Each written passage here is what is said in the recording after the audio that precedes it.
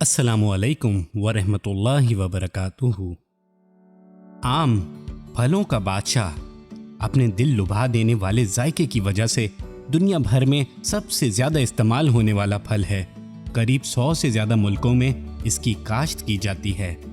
मशरिक से मगरिब तक शायद ही कोई ऐसा मुल्क हो जहां आम ना पहुंचा हो। इंसान उम्र के किसी भी पहलू पर हो, आम उसके लिए राहत, तस्कीन और ग़िज़ाइयत का काम सर अंजाम देता है। जहाँ तक आम की पैदावार की बात है, तारीख़ हमें ये बात बताती है कि आम की पैदावार का मरकज़ म्यांमार, बांग्लादेश और हिंदुस्तान रहा है। मगर आम में ऐसी कौन सी पुरस्कार बात है कि बच्चा हो या बूढ़ा, हर किसी को आम बहुत लजीज लगता है। अब चाहे वो इसको काट कर खाए या फिर चूस कर।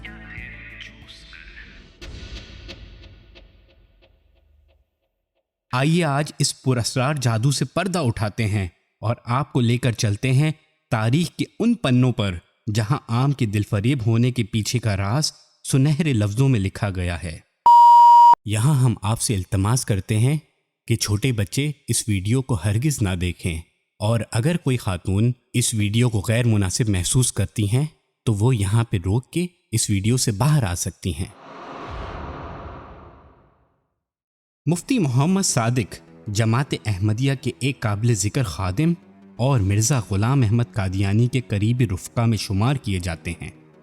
अपने पीर मुर्शिद मिर्ज़ा ग़ुलाम अहमद साहब की शख्सियत के मुनफरिद पहलुओं को एक किताब की शक्ल में कलम करते हैं और वो बेहतरीन बातें हमें बतलाते हैं जिनसे लुत्फ़ अंदोज़ हुए बिना कोई इंसान नहीं रह सकता।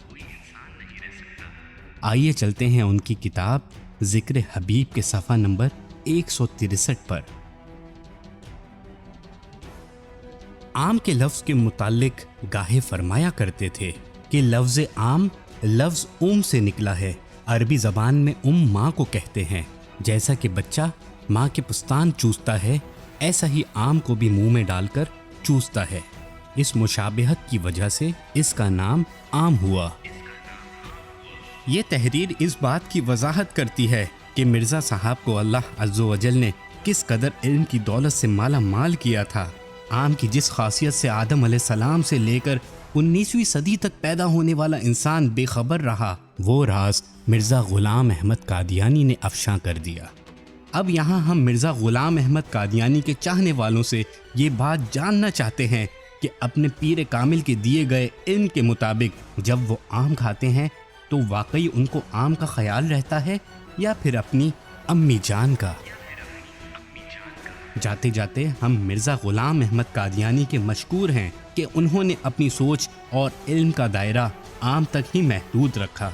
अगर खुदा न खास्ता मिर्ज़ा साहब की नज़र केले पर चली जाती तो मिर्ज़ाई ता हयात केले ना खाने के फ़वाइद गिनवाते रहते। आखिर में दुआ है कि अल्लाह हम सबको नफ़ा देने वाला इल्म अता फ़रमाए और हमें शैतान के शर से महफूज फरमाए, और अल्लाह और उसके रसूल के बताए हुए तरीके से आजिज़ी और इनकसारी के साथ ज़िंदगी गुजारने की तौफ़ीक अता फ़रमाए। रदीतु बिल्लाहि रब्बा व बिल इस्लामी दीना व बी मुहम्मदन नबीना व रसूला।